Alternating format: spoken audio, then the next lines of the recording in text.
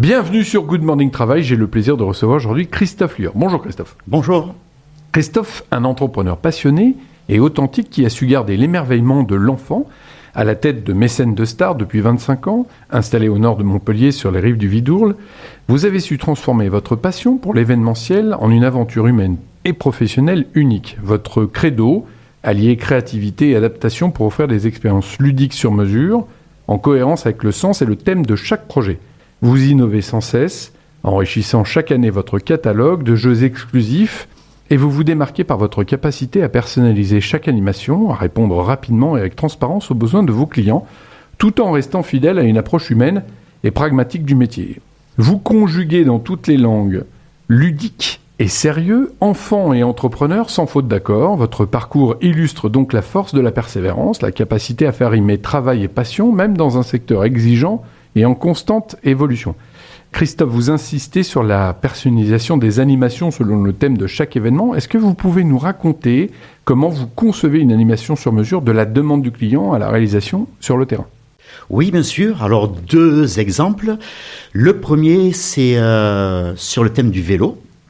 On a été contacté par les villes qui accueillent le Tour de France ou des manifestations sur le thème du vélo. Et elles nous ont demandé au départ d'apporter une animation visible pendant cette journée pour les villes qui accueillent le Tour. Donc là, on a cherché ce qui existait, on a cherché ce qui pouvait se faire. Et on a trouvé en Hollande, pays du vélo, 2 attractions qui ont été fabriquées à l'unité, donc il y en a quasiment pas dans le monde, qu'on a ramené en France et qu'on a personnalisé pour les villes qui accueillent le Tour. En l'occurrence, là, c'est le vélo looping où on pédale. Avec la force du pédalage, on fait des 360. Et une autre, on fait des courses verticales. On monte à 8 mètres de haut, rien qu'avec la force du pédalage. Voilà, donc on a su marier le thème du vélo avec une attraction qui peut plaire aux petits, aux moyens et aux grands. En règle générale, vous avez combien de temps pour trouver la chose adaptée au projet de l'événement ? Alors des fois c'est quelques semaines, des fois on a un peu plus de temps, des fois on anticipe un petit peu en se disant tiens, y a ces animations qui reviennent régulièrement, on va essayer nous aussi de proposer quelque chose dans leur thème, mais de plus en plus il faut réagir très vite. C'est un peu comme dans un restaurant, quand on est client d'un restaurant, on voit pas le derrière de la boutique et les coulisses, la complexité de la gestion d'un restaurant. Là, c'est pareil pour vous sur votre activité d'événementiel. C'est quoi la difficulté de votre métier ? Alors, la difficulté, comme vous le dites, c'est la logistique. Parce que c'est vrai que les utilisateurs ou les spectateurs ou les clients, nos clients, nous voient animer. Donc, il y a le côté sympa. Et puis nous, il y a les installations. Il y a souvent de la distance. On va en Suisse, on va au nord de la France, on va à Malaga.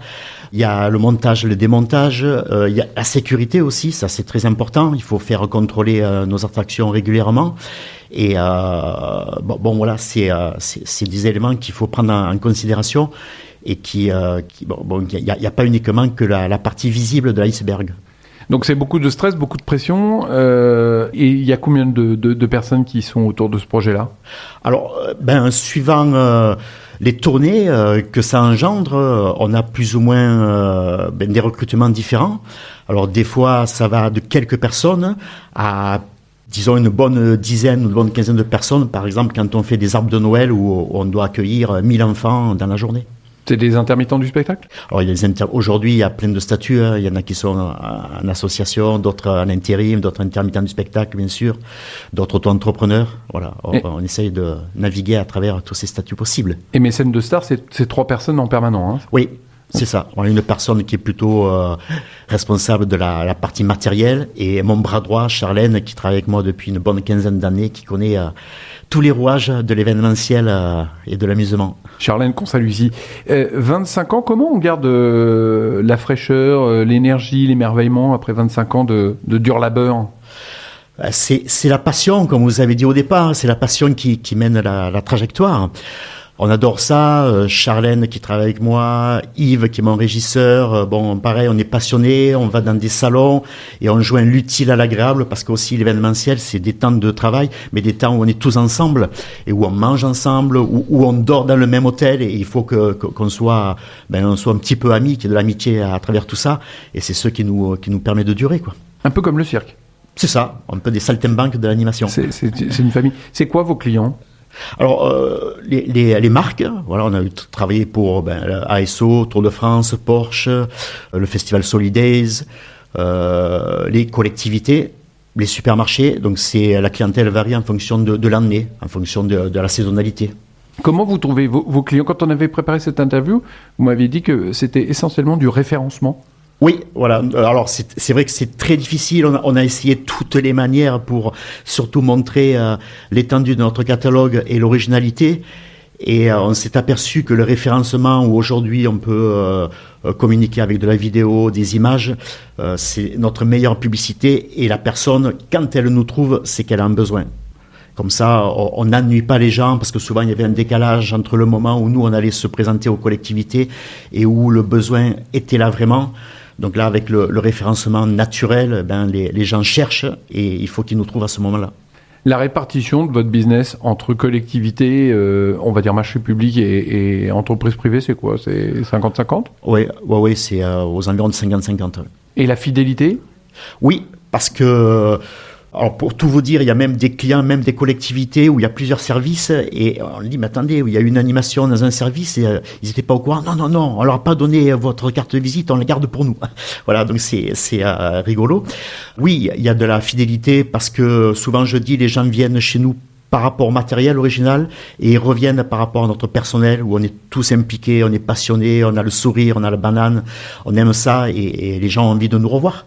Voilà, et c'est vrai que, comme on le disait dans la présentation, chaque année, on amène des nouveaux jeux, donc ça permet de proposer aussi... De se réinventer. Voilà, des nouveaux jeux. Ouais. C'est combien d'événements par an ?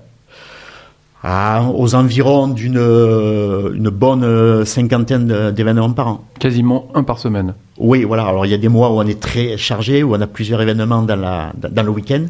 Et des mois comme là, janvier, février, où ça nous permet d'entretenir le matériel, refaire notre publicité, nos catalogues, reprendre des contacts aussi avec les clients et les événements qui doivent se faire dans l'année.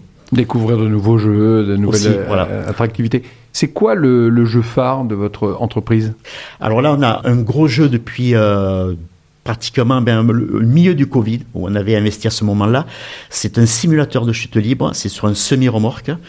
Donc c'est ce qui nous a permis d'aller à Malaga, en Suisse, en Italie.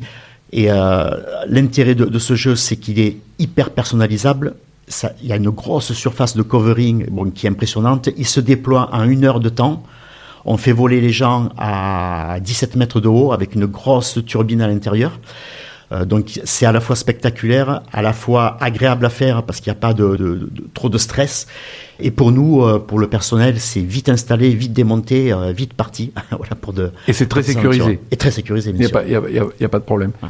La difficulté d'une société comme la vôtre, d'événementiel, avec des jeux et des attractivités en 2026, elle repose sur quoi ?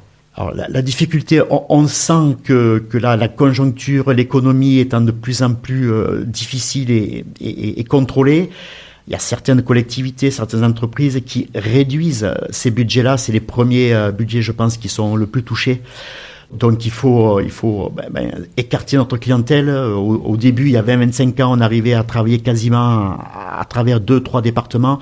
Et aujourd'hui, grâce au jeu, mais aussi parce que ça le nécessite, on ouvre de plus en plus à la France entière parce que les budgets ont quand même été réduits.